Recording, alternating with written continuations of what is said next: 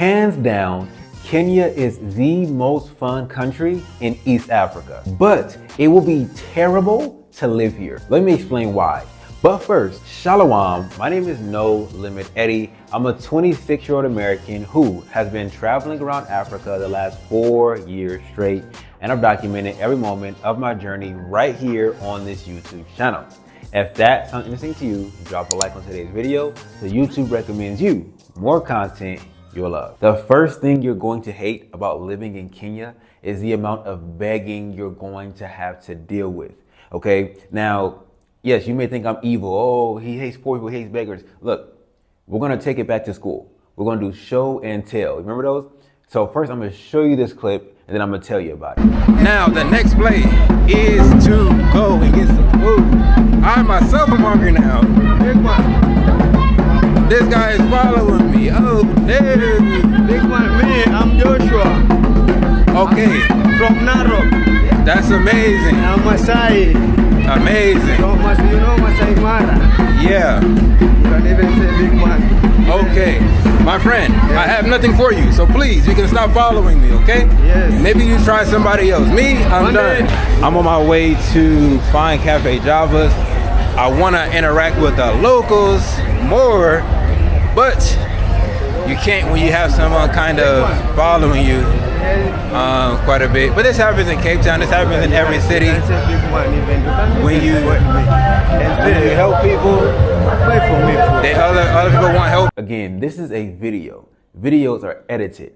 That real life incident went on for minutes, okay? And I'm trying to walk down the street, enjoy my life, film my content, and this is happening. Now you may think, oh, this guy's evil. He hates beggars, he hates poor people, he hates, no, listen. Right before I filmed that clip, a kid came up to me and said, hey, can you help me buy food? I went to the store, bought him some bread and some soap to wash his clothes, and I bought him some artillery, some items inside the store. I'm in the store with this guy here. He's talking about he wants food. I don't know what he wants for food, but I'll buy something small, whatever. Bread, okay. You want to get a bread?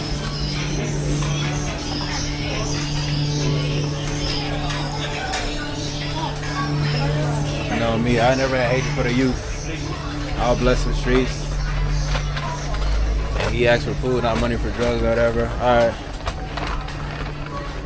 Big one. When I came out the store, of course, that guy who was following me saw that, oh, he saw that in his mind. He began to say, oh, this guy's an easy target. This guy's a giver. Let me exploit him as much as I can, right? And again, I do giveaways all the time on my YouTube channel. One time I went to the slums and bought a whole chapati stand, and all the eggs, all the beans, all the chapati, and we gave them away to the biggest slum over in Kampala.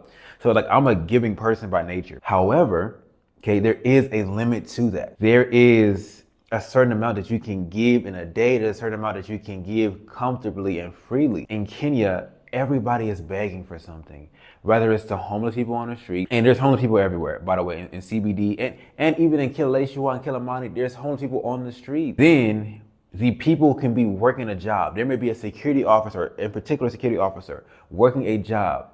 He'll do something that's already in his job description and then ask you for money. Hey, brother, help me out with some tea. Help me out with coffee. Hey, brother, give me something small.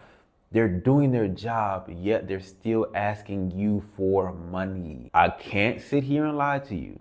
That's annoying. Now, this point right here is going to be specific to me and other content creators, but it is filming. Kenya was maybe the second hardest country ever to film in. First would be Tanzania, second would be Kenya. When you go to places, you go to malls, you go to restaurants, you go to these different places and you have a camera, that's it, just a camera. You're going to be followed, you're going to be chased, you're going to be touched, you're going to be reprimanded. I'm gonna show you some clips. Like I said, I'm somebody who films, I just film what occurs to me in my daily life and I show it.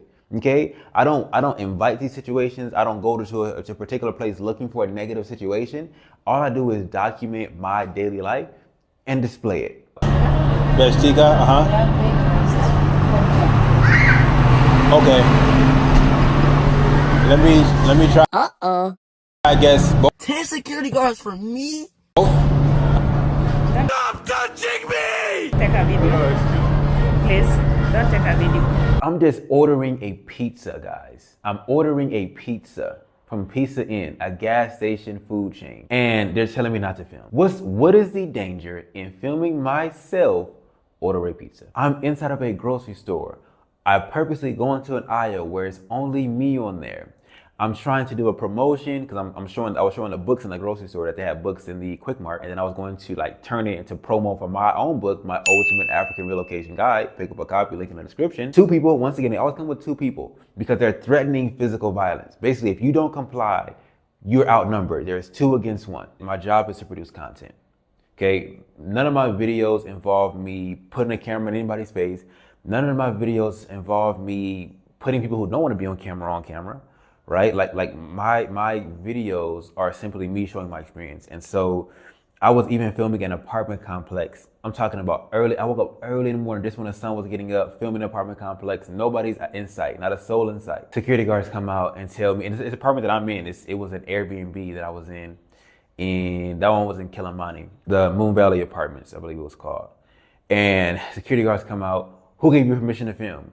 Do you have permission to film? It's the most annoying thing I ever dealt with. And the reason why I hate places where filming is not allowed, even if you're not a content creator, this is an important point. Those places are the most corrupt. Filming, in particular, our camera brings about accountability. You have that undertone there in Nairobi, Kenya, as to where accountability may not be their best friend. Now, the next reason why you would hate living in Nairobi, Kenya is the weather. See, it actually gets quite cold in Nairobi. If you're in Africa and you're walking around and you're seeing people wearing closed-toe shoes instead of sandals, you know that it's cold. I've seen people do everything imaginable in sandals. They will herd animals and goats and cows. They'll run a full race. They'll drive motorcycles in flip-flops. So when you then see a whole city, most of which are wearing closed-toe shoes, that means it's cold. When I was in Nairobi, for the most part, every day, I would always leave my house with a sweater. And of course, I wore closed-toe shoes as well. And sometimes I'd even carry a beanie. Now, it wasn't so cold in Nairobi to where it's like you didn't want to leave your house or you didn't want to go outside. But it was cold enough to be like a little bit of, right? Like I wasn't like excited to go outside and feel the sun or anything like that. So it was it was one of those kinds of weather. So if you're like me and you love the heat and you love the warmth and you love the energy that the sun provides, maybe, right, you won't really enjoy Nairobi, especially during this season. There's so many other places, let's say, for example, even in Kenya, like Mombasa, where it's always warm year round. So when I checked the weather right now, it was 61 degrees in Nairobi, but 81 degrees in Mombasa, from what I see. Now, another thing that, I absolutely hated about being in Nairobi, and that you'll hate about being in Nairobi too, is the sitting water, okay, the sitting water. Everywhere you go, there's just still water, right? Inside of the aquivores, I don't know what they're called, but essentially like the city's drainage. There's always just sitting and still water. And when you walk by it, it has a bad stench, a bad smell. There's oftentimes trash that gets blown inside of it. You see men, just go off the side of the road. They turn there and they just pee inside those things, pee inside the waters that are there. And so I wouldn't be surprised if people are also defecating in there. I didn't see that, but I definitely saw a lot of pee. Okay, but it's like if there was bathrooms close by, they probably would have used those instead of just peeing on the side of the road. So they're probably taking a crap in there too, right? So that could be another reason why the water doesn't smell so good. But the sitting water is everywhere, and I just feel that that's not quite healthy to be around. That's not quite optimal to be around. I wouldn't want to somehow fall into that water or somehow get that water splashed on me. Like, woo, that would be, you're gonna have to take a chemical bath at that point. Now, hold on real quick. This video is all about the things I hate about Kenya, things that will make living in Kenya terrible. Okay, but if you want to know what makes living in a country amazing, if you want to know how to actually pick the right country for you and your particular needs and needs of you, your children, of your pets, if you have them, you want to pick up a copy of my Ultimate African Relocation Guide. It will be linked in today's video description. If you're thinking about moving to Africa, you can't afford to not have a copy of the Ultimate African Relocation Guide. You feel me? And where does the water come from? I don't know, because it wasn't even raining while I was there. So I don't even know where the water came from initially. For another day, I guess. Now, one of the things that I really hated about Nairobi was the restaurants, okay? One thing about me is I really hate spending money on food and then not being satisfied after I spent the money. And that happened to me quite a number of times while in Nairobi. I did my best to like try different restaurants, eat at different places. Really, I'm not gonna say I regret that, but there was really only 2 restaurants that I went and ate at that were actually good, and I would have been better served just continuously eating at those 2 restaurants versus trying other ones. Most of the time when I went to these places, I felt as if I was paying for the vibration, the decoration, the area, than I was actually paying for the food. I felt like the portion sizes were smaller, and I also felt like the taste wasn't that good. Like when I went to Cafe Java's, for example, I've been to Cafe Java's in Uganda, and I've also been to Cafe Java's in Kenya. I felt as if the portion sizes in Kenya were smaller. The fries came out, they were cold. You can even look at the fries. One of them seems, if I'm remembering the video correctly, one of them seems way more seasoned, right? Like you can look at it and see like way more red sauce on there, or way more red, like, seasoning. And so I felt like the food was subpar. It came out cold. It was like, it just wasn't the same Cafe Java's experience that I'm used to having over in UG. The 2 restaurants that I did like were a place called Kosewe, and you guys saw me eat there multiple times in my videos. And then the other place was Soul Veg Kenya. That place was very, very good. So those are the 2 places that I actually enjoyed the food from and was like, this was worth my time. This was worth the money. This was worth the experience, right? And Kosewe, the outside environment was really nice. So I got the vibe and I got the taste and the prices were amazing. So yeah, those 2 places were the ones that I enjoyed. Now let's talk about the rudeness of the people. In Kenya, I had quite an array of experiences, okay? Now, I always said I was gonna do a video about the women in Kenya versus women in South Africa. I always said I was gonna do a video about that, right? I might even do it as a live stream. So let me talk about that point first, because I know a lot of people are up in arms about Kenyan women. Are they friendly? Are they not friendly? Are they cute? Are they not cute? Let's talk about that. Okay, so first and foremost, the rumors that you hear about Kenyan women being far more like aggressive when approaching a man that they find desirable or attractive, those are true. Okay, those are 100% true. If a Kenyan woman finds you to be physically attractive, she will make it known, right? And not even like subtle hints, much more like vulgar, like not vulgar, but much more like in your face with it, right? You look good. Thank you, I appreciate that. You look nice.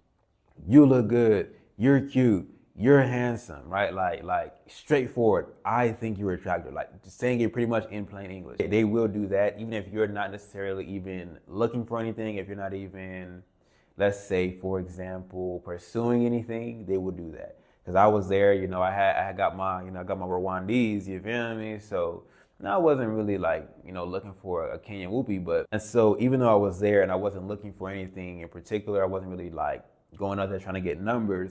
There was many opportunities presented to me to get numbers, and more than likely much more than that with the Kenyan women, right? I'll just dispel that. Kenyan women, very upfront if they do find you attractive. And I'm an attractive person, so yeah, like the women are cool. I would say that the people in Kenya are less hospitable. I would say that people in Kenya are less concerned about making sure you have just like a very amazing visit.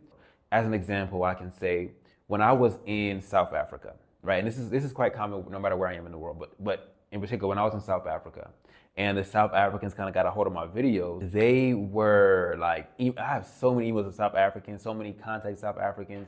They see the videos and they're reaching out to you. Let me show you this place. Let me show you that place. Come here, do this. They're so active in wanting to ensure that anyone who visits has just like a super amazing experience.